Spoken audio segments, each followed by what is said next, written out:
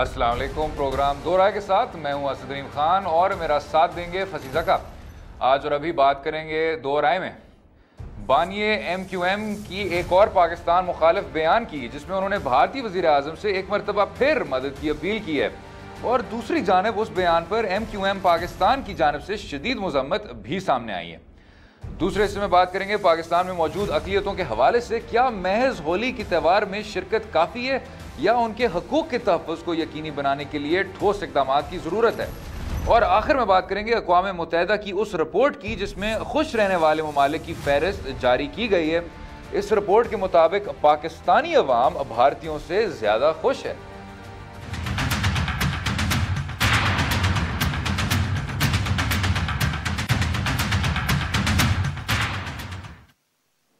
अच्छा फसी भाई, शुरू करते साथ ही मैं आपको बताता चलूं कि लाहौर हाई कोर्ट के कुछ फैसले हैं इन फील्ड और कुछ पेमरा के भी बयान आते हैं। इसका मतलब ये है कि आपने एक मुत्तहिदा कौमी मूवमेंट के बानी का नाम हरगिज़ नहीं लेना। उनको आप अवाम तहरीक कहें या किसी और लक़ब से याद करें, वैसे भी आपकी उनकी तरफ हमदर्दी तो है।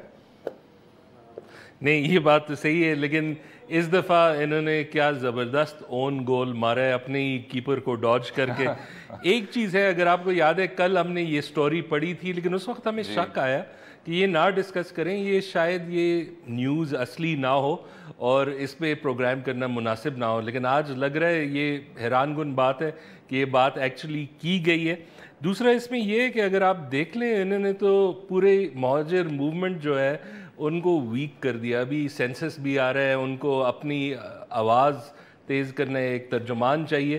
तो इस लिहाज से ये काफ़ी एक बड़ा सेटबैक है और इस्टेब्लिशमेंट के लिए बहुत बड़ा गिफ्ट है। अगर आपने देखा हो कि थोड़ा ज़रा चीज़ें हल्की हो गई थी, लेकिन एक दफ़ा फिर जब भी पिछले अगस्त में इन्होंने स्पीच किया एकदम ज़ोर पकड़ लिया। और मेरे ख़्याल में ये इनडिफेंसिबल मोशन है, ख़ास तौर पर जब आप मोदी जैसे आदमी को। लेकिन अगर आप कुछ सालों से बल्कि कुछ दहाइयों से यही बात किए जा रहे हैं, मुझे याद है जब इन्होंने भारत तक सफ़र भी किया था और कहा था कि पार्टीशन हमारी तारीख की सबसे बड़ी गलती थी और मैं इस तरह कहता हूँ कि जी आप प्लीज़ हमें गले लगा लें और हमें पनाह दे दें, तो मुझे तो एक थोड़ा सा तसलसल नज़र आ रहा है। अगर जिस तरह लोग कह रहे हैं कि जी अल्ताफ़, जिस तरह लोग कह रहे हैं कि बानी जमात ने अगस्त में एक तरह का बयान दिया और वो बयान दिया क्योंकि संजीदा किस्म की परसिक्यूशन हो रही थी और कुछ लोगों को दीवार से लगाया जा रहा था और जोश खिताबत में वो ये कह गए, मैं समझता हूँ ऐसा हरगिज़ नहीं है।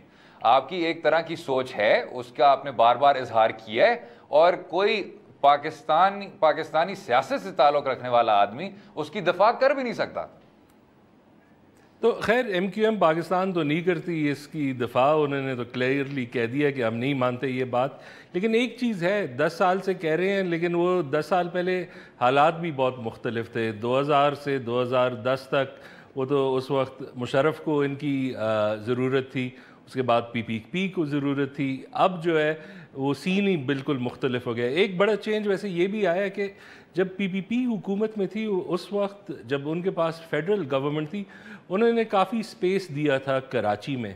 अब जब PPP सिर्फ सिंध में रह गई है, उन्होंने कराची का, आपने देखा है कि वसीम अख्तर भी कंप्लेन करते हैं कि मैं मेयर हूँ, मुझे कोई पावर्स नहीं दिए।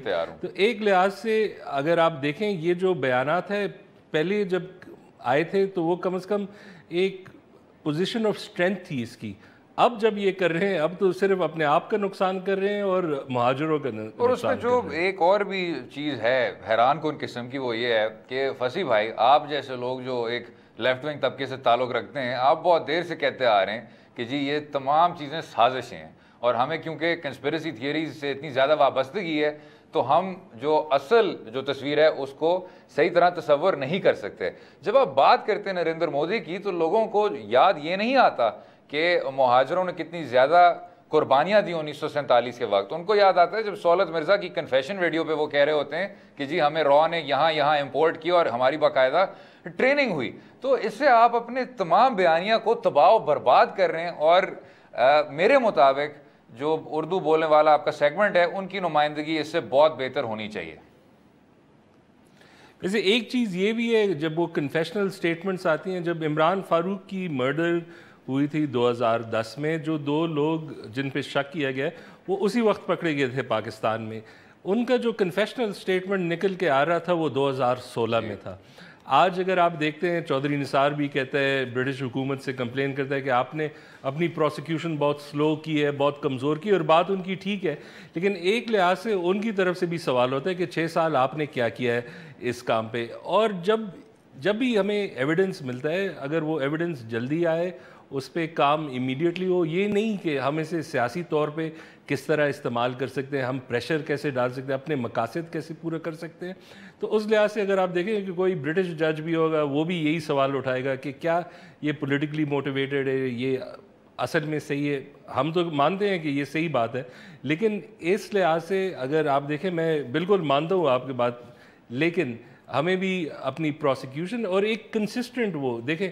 अगर आपको याद हो 90s में भी ऑपरेशन हुआ, ख़त्म हो गया एकदम, फिर हो गया, फिर ख़त्म हो गया, अब लग रहा है कि ज़रा ज़्यादा मुद्दत के लिए चलेगा। भाई वो मैं आपकी बात समझ गया हूँ, लेकिन जब आप कहते हैं कि जी तब का वक्त और आज का वक्त बहुत ज़्यादा मुख्तलिफ है, वो इसलिए है क्योंकि इस जमात की बेतहाशा स्ट्रीट पावर होती थी। और अगर आप किसी तजियाकार से पूछें, वो स्ट्रीट पावर इसलिए होती थी क्योंकि उनके आर्म्ड विंग्स जो थे वो पूरे शहर पे छाए हुए होते थे।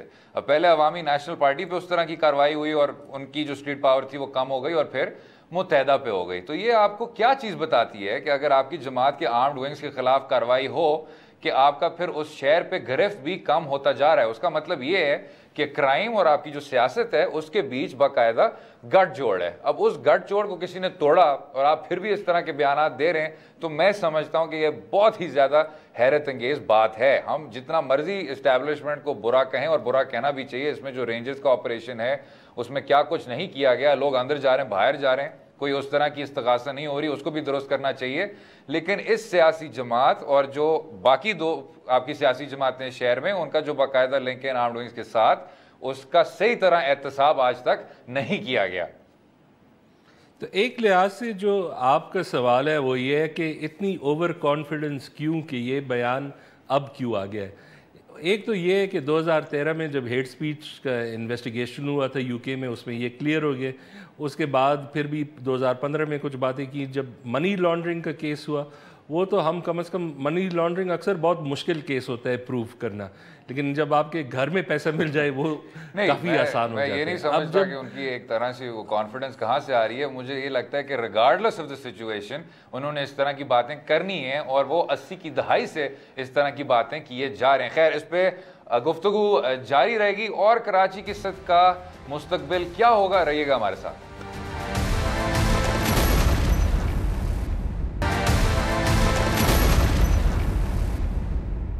वेलकम बैक टू दो राय। हमारे साथ शिरकत कर रहे हैं बाकिर सज्जाद साहब, डिफेंस तजियाकार भी हैं, एनालिस्ट भी हैं। जी बाकिर साहब, वेलकम।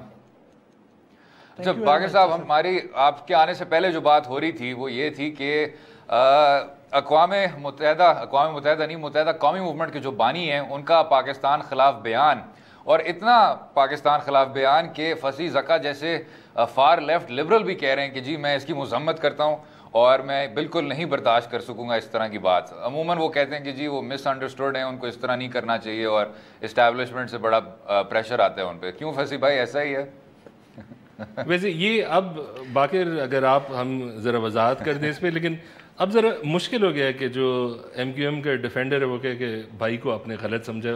पूरी बात ये थी, मेरा ख्याल में Altaf has been pushed to the wall, मतलब इतने उनको दीवार से लगा दिया गया कि वो अब पहले भी कहते रहे हैं, लेकिन अब वो जैसे आपकी वो बात थी ना कि वो हमेशा से कुछ ना कुछ बीच में से लूप होल होता था कि जिसमें हम कहते थे कि उनको जी थोड़ा सा आप उसके एडवांटेज ऑफ वो जो क्या था डाउट दे दें।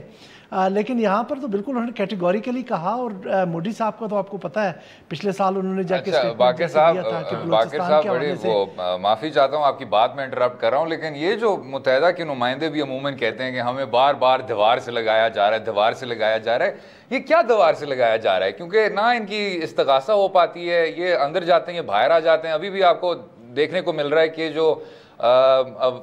जो लीडर हैं इस तहरीक के, उनकी मनी लॉन्ड्रिंग की इन्वेस्टिगेशन बैक बर्नर पे जारी है। इमरान फारूक की जो मर्डर इन्वेस्टिगेशन थी वो बैक बर्नर पे जारी है। तो इनको कौन दीवार से लगाया जा रहा है कि इनको मजबूर किया जा रहा है इस तरह की बातें करने को?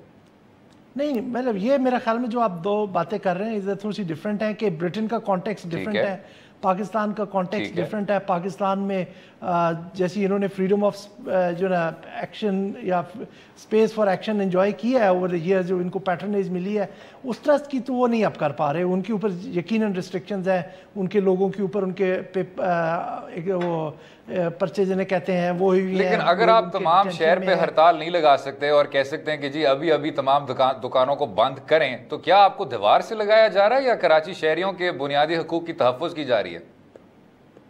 नहीं, कराची के हकूक़ की तहफ़्फ़ुज़ तो यकीनन वो, क्योंकि इफेक्ट होता है पूरे का पूरा शहर।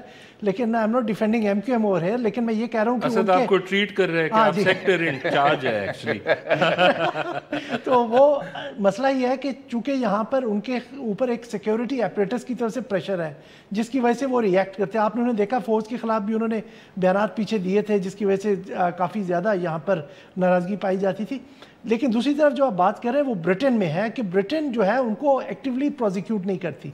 अब मसला ये चीज़ अभी जब हाल में उनकी जो होम मिनिस्टर हैं एम्बर रोड पाकिस्तान आई, तो उस वक्त भी ये मसला डिस्कस किया गया और चौधरी निसार साहब ने उनकी प्रेजेंस में कहा कि मैंने मसला हाईलाइट किया है, और उन्होंने ये भी कहा कि हमारे रिलेशनशिप में एक रोड ब्लॉक है, ठीक है। लेकिन एट द सेम टाइम उन्होंने ये भी कहा कि हम उनकी जो अथॉरिटी है उसमें लिमिटेशंस को भी देखते हैं, को समझते हैं, को जानते हैं, क्योंकि हमेशा से ब्रिटेन की ये पोजीशन रही है कि ये पुलिस सर्विस इंडिपेंडेंट है, वहाँ पर वो इन्वेस्टिगेट करेगी।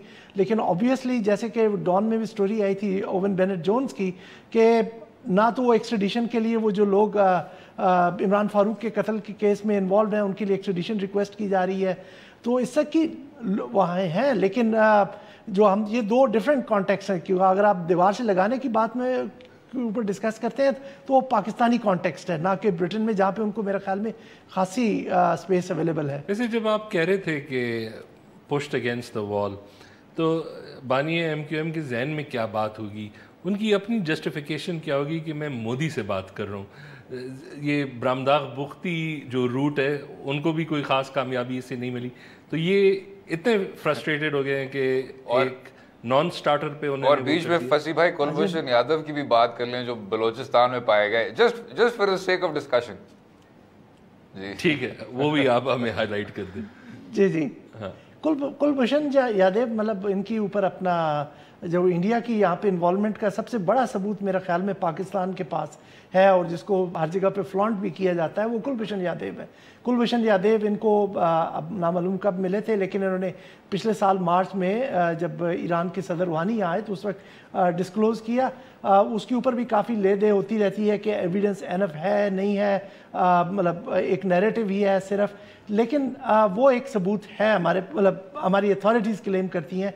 लेकिन अभी तक उनके खिलाफ मेरा ख्याल में अगरचे हमारे एडवाइज़र कह चुके हैं कि उनको लीगली प्रोसिक्यूट किया जाएगा, उनके खिलाफ हम यहाँ पर भी उनके खिलाफ FIR अभी तक उस तरह से दर्ज नहीं हुई। अलबत्ता हमने उनके सबूत जो है UN के लेवल पे पेश किए। तो वो मसला सिर्फ अभी इस वक्त तक मतलब हमारे सामने तभी खुल के आएगा जब कोई उसके ऊपर एक्टिव प्रोसिक्यूशन स्टार्ट हो। लेकिन मैं जो बात करना चाह रहा था वो ये थी कि हम अमूमन कहते हैं कि जी एक इस्टेब्लिशमेंट का नैरेटिव है और जो इस्टेब्लिशमेंट की ट्रांसग्रेशंस रही हैं सिंध सूबे में वो सबके सामने हैं। लेकिन जब आम शहरी ये चीज़ सुनता है कि आप एक बैरूनी हुकूमत को कह रहे हैं कि जो उर्दू बोलने वाले हैं आपने उनकी तरफ नहीं देखा, आपने उनके बुनियादी हकूक़ की तहफ़्फ़ुज़ नहीं की और आपको उनको पनाह देनी चाहिए। और ये आज की बात नहीं है, आपको याद होगा बाकिर साहब और हम फसी भाई से भी यही बात कर रहे थे कि 2005 में भी आपके मुत्तहिदा कौमी मूवमेंट के बानी ने यही बात की थी।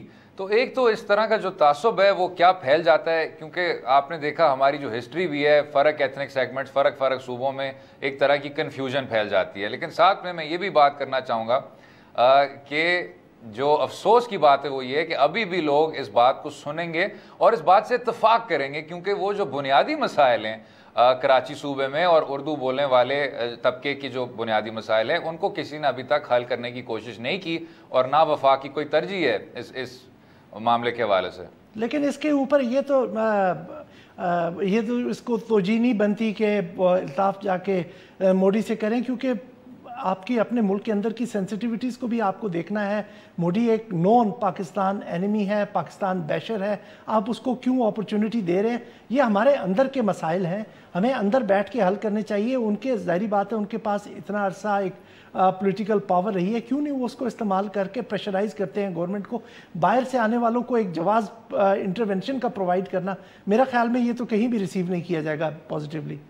वैसे एक और चीज़ ये भी है कि इस स्टेटमेंट या जो ये सारे स्टेटमेंट्स हुए हैं, इससे जो मुझे कभी डर लगता है कि वो इस्टेब्लिशमेंट को वो कॉन्फिडेंस देगी कि हम बिल्कुल जो मुहाजिर के सारे तर्जुमान हैं एक लेवल से उस पर प्रेशर डाल के ख़त्म करें। और एक चीज़ हमें ज़रूर करना होगा कि जो अल्ताफ़ की स्टेटमेंट है वो कह रहे हैं कि वो सब मुहाजिरों के लिए बात कर रहे हैं, लेकिन इस केस में डेफिनेटली ये बात सच कहीं से भी नहीं है, बल्कि उनके केस को डैमेज करेंगे, इनके केस डैमेज कर रहे हैं। इस दफ़ा यही जो हम पहले भी बात करें कि ये एक ओन गोल है, और ये जो ओन गोल है सिर्फ इनके लिए नहीं है, ये एक पूरी कम्युनिटी को वो एक्सपोज करें एक गलत तरीके से। लेकिन फसी भाई मसला ये है कि अगर मैं उर्दू बोलने वाला शहरी हूँ तो मेरा असल में कोई ऑल्टरनेटिव नहीं है। मेरा ऑल्टरनेटिव इसी नहीं है, ये जो आपने एक सैलड बोल बना लिया फर्क जमातों का कि मुत्तहदा पाकिस्तान, मुत्तहदा लंदन, मुत्तहदा हकीकी, पाक सरजमीन पार्टी, मैं सिर्फ इन जमातों में का ही चुनाव कर सकूंगा क्योंकि वफाक की तरफ से,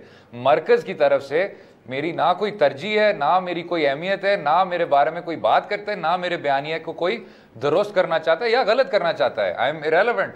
तो मैं सुबह से शाम तक यही सबसे इम्पोर्टेंट बात है कि इस लिहाज से अगर आप एक को प्रॉप कर दें वो भी मसला है। दूसरा ये है कि जहाँ आपके पास एक अपॉर्चुनिटी है, MQM पाकिस्तान जो है, अगर वो खुद कह रही है कि वो मूव अवे कर रही है अपने मिलिटेंट ग्रुप से, ये प्रोसेस बहुत साल लगेगा, लेकिन कम से कम जो रिप्रेजेंटेशनल उनका काम है, जो उनका तंजीमी काम है, वो इंटैक्ट रहना चाहिए। और कम से कम एक जो आवाज़ देती है वो तर्जुमान बनते हैं एक पूरे ग्रुप पाकिस्तान का, वो हमें जारी रखना चाहिए। और उसे बिल्कुल अगर आप ख़त्म कर दे, आपको मेरे ख्याल में एक नेगेटिव रिएक्शन ऐसा आएगा जो आपको कम से कम किसी टाइम के लिए कंटेन करना भी मुश्किल होगा। तो ये चीज़ है कि आप पूरा, बिकॉज एक बंदे की जो इरिस्पॉन्सिबिलिटी है उस पर आप एक पूरी कम्युनिटी को सफ़र ना करें। जो उनके ऑप्शंस अभी उनके पास है उनमें से कुछ तो उनको चुनना पड़ेगा और उसी के साथ आगे चलेंगे। बिकॉज इस लिहाज से अगर आप किसी भी पॉलिटिकल पार्टी को देख ले पाकिस्तान में, सब में मसाइल हैं। और अगर हम बहुत ज़्यादा एक लिहाज से देख लेते हैं कि आप अपने हिस्ट्री के लिए जवाब देंगे तो फिर शायद कोई भी नहीं। बाकी साहब यही जो फसी भाई की बात है, लास्ट वर्ड आपसे मैं लेना चाह रहा था कि अब जो लाहे अमल है वो क्या होना चाहिए इस बयान के बाद, और जनरली कराची के शहरी को क्या सोचना चाहिए? नहीं, फसी भाई ने बिल्कुल बजा तौर पे फरमाया कि जो ये थी अल्ताफ़ की जो पॉलिटिक्स सारी थी वो सारी की सारी वो जो महाजर जो कम्युनिटी है उसकी मार्जिनलाइजेशन पे थी। अगर हम उनकी कंसर्न्स को एड्रेस नहीं करेंगे एज ए फेडरेशन तो फिर वो हम उसके नैरेटिव को परपेचुएट करते हैं, हम वो उसको ज़्यादा कंड्यूसिव एनवायरनमेंट देते हैं कि पॉलिटिक्स करने के लिए। अगर हमने उनको वे करना है जो महाजर कम्युनिटी को अल्ताफ़ हुसैन से, तो मेरा ख्याल में उसकी पार्टी को डिवाइड करने से तो हम वो मतलूबा नताइज हासिल ना कर सके, लेकिन उनकी जो कंसर्न्स हैं, जो उनकी वैलिड कंसर्न्स हैं, उनको एड्रेस करें। ये बिल्कुल उन्होंने ये भी ठीक कहा कि ये जो कि हम उनकी एक स्टेटमेंट पे पूरी कम्युनिटी को स्टिग्मेटाइज कर दें वो भी मुनासिब नहीं होगा, लेकिन यकीनन वो उनके लिए, महाजर कम्युनिटी के लिए वो स्पेस जो एक्ट करने के लिए है वो रिड्यूस हुई है। बिल्कुल ठीक। बाकर सज्जाद साहब बहुत शुक्रिया, आपने हमें अपना वक्त शो में आप शामिल हुए। अगले हिस्से में बात करेंगे, पाकिस्तान अपने आप को मरकज़ यकीन तो कहलाता है, अपने आप को एक आज़ाद जमहूरियत भी कहलाता है, लेकिन अक़लियतों के हवाले से उसका क्या लाहे अमल रहा है। रहिएगा हमारे साथ।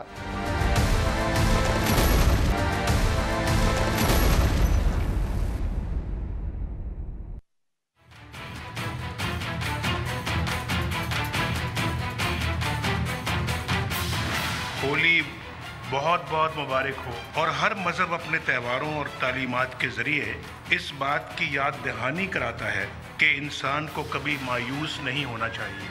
ये त्यौहार हमें याद दिलाता है कि मोहब्बत का रंग सबसे पायदार और बाकी रहने वाला होता है।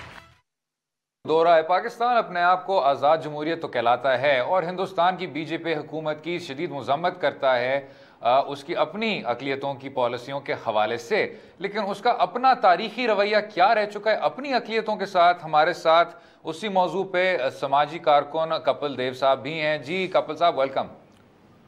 Thank you. कपिल साहब, आपका एक काफ़ी दिल हिलाने वाला मजमून था कि पाकिस्तानी हिंदू कहाँ जाए।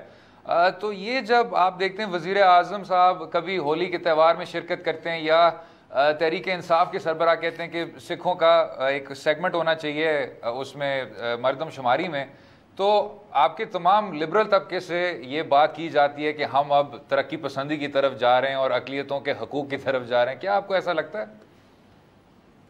देखें जी, पाकिस्तान में जो मेरे ख्याल में सूरत हाल है पिछले 2-3 सालों से काफ़ी तब्दील हो रही है, और ये जो मुस्बत तब्दीली आ रही है बिलखसूस पाकिस्तान में रहने वाले बसने वाले जो मजहबी अक़लियतें हैं वो काफ़ी एक मुस्बत तब्दीली है। उसका मैं ताज़ा मिसाल दे दूँ, पाकिस्तान में जो कानून साजी जो मेरे ख्याल में पिछले 5-7 सालों में जो होनी चाहिए थी वो शायद इस PMLN जो हुकूमत है उन्होंने ले लिया है। चाहे वो हिंदू मैरिज बिल हो, फोर्स कन्वर्जन का बिल हो, या इस किस्म की जो दीगर जो कानून साजी हैं वो कुछ हुई हैं या कुछ होने जा रही हैं। इसके अलावा मैं क्रेडिट देना चाहूँगा इधर जो दीगर सियासी जमातें हैं, बिलखसूस आप देखें ये ट्रेंड पीपल्स पार्टी के जो चेयरमैन है, को चेयरमैन बिलाल भुट्टो, उन्होंने शुरू किया। उन्होंने थरपारकर उमरकोट में होली सेलिब्रेट की, उन्होंने लड़काने में दिवाली सेलिब्रेट की। इस तरह के ये जो ट्रेंड्स शुरू हो गए। जैसे इमरान खान ने भी इधर केक काटा था इधर जो धरने के दौरान, या इमरान खान ने भी वो होली सबसे पहले शायद विश की, दरख्त काटे और केक भी काटे और इन त्योहारों में शिरकत भी की गई, लेकिन क्या ये ठोस इकदामात हैं? अब इसके आगे क्या किया जाए? देखें कि ये मैं कहूँगा ये ठोस इकदामात शायद मैं उसको थोड़ा सा इसलिए समझूंगा क्योंकि इससे आपके समाजी जो इंसानों हमारे जो एटीट्यूड्स और रवैये होते हैं उसमें यकीनन तब्दीली आती है कि जब आपकी जो जमात का कोई सरबराह है, कोई लीडर है, या आपका वज़ीर आज़म अगर इसमें शामिल हो रहा है। आप देखें इस मरतबा पहली बार पाकिस्तान आपके स्टेट टेलीविज़न है, रियासत का जो टेलीविज़न है, अगर उस पर एक गायत्री मंत्र जो हिंदुओं का एक पाक कलाम है, अगर वो पाक कलाम लाइव दिखाया जा रहा है तो आप ये समझें कि पूरे पाकिस्तान की जो इतनी बड़ी पॉपुलेशन वो देख रही है, तो यहाँ से ऐसे ही स्लोली रवैये आपके तब्दील होते हैं। और जब ये जमहूरियत मुस्तहकम होगी, डेमोक्रेसी स्ट्रांग होगी, तो हमारे जो जमहूरी रवैये उसमें भी यकीनन तब्दीली आती है। अच्छा, तो मैं चाहूँगा कपिल एक सवाल ये, अगर इनफरादी तौर पर हम देखें, अक्सर हमें पता नहीं होता, लेकिन जब पाकिस्तान से कोई मुसलमान इंग्लैंड जाता है, अमेरिका जाता है, अक्सर जब गोरे के साथ बैठता है तो एक एहसास होता है कि वो भी सोच रहा होता है कि ये उसामा टाइप तो नहीं है, आपको 2-3 बातें करनी होती।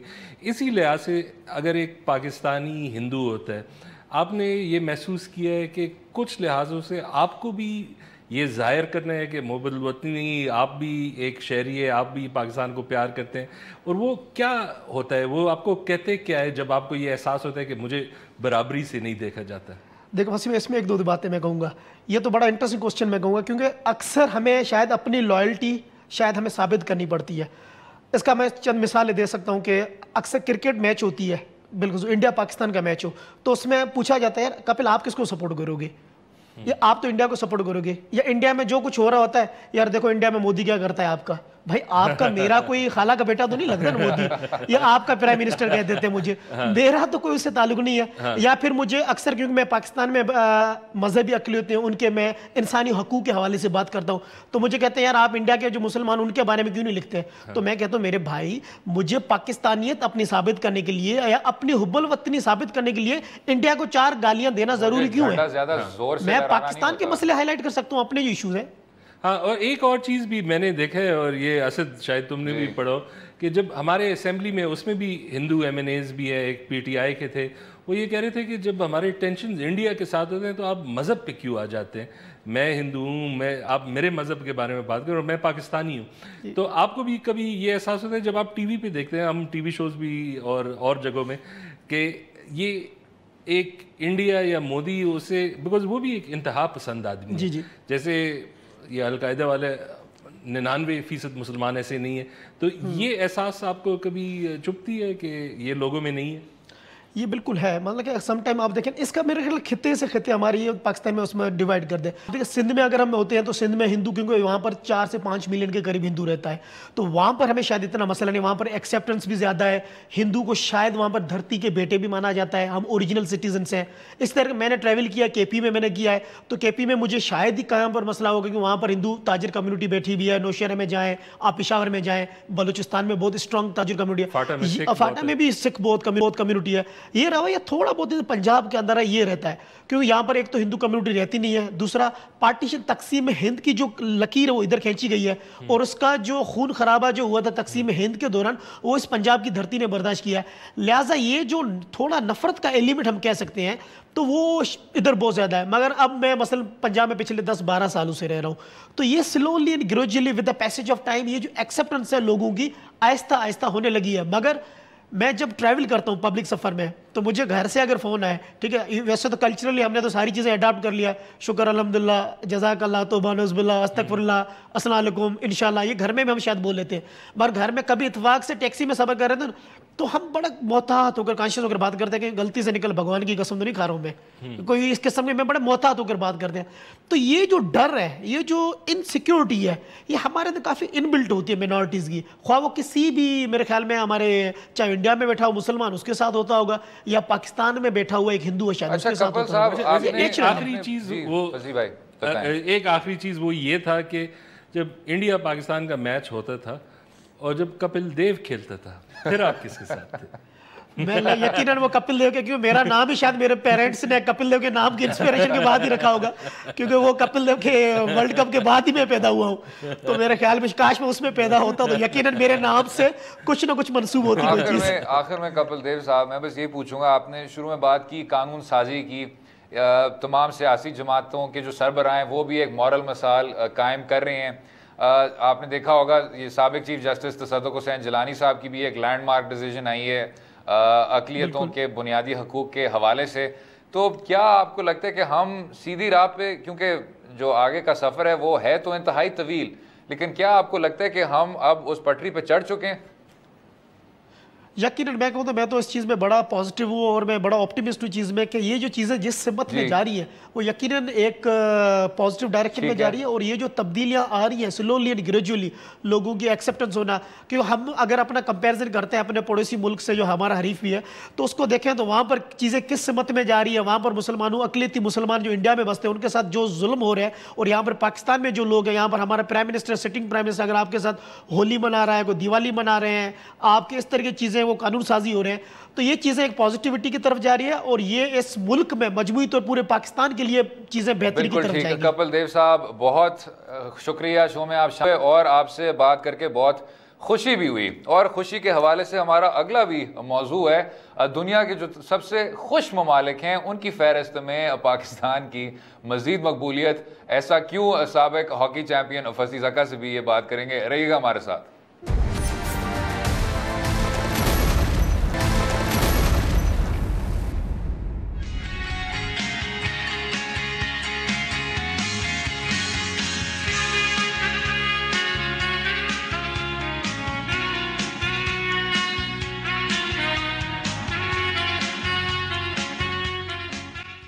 बात होगी अक़वाम मुत्तहिदा की रिपोर्ट की, जिसमें सबसे खुश रहने वाले ममालिक में पाकिस्तान की मज़ीद मकबूलियत देखने को मिली है।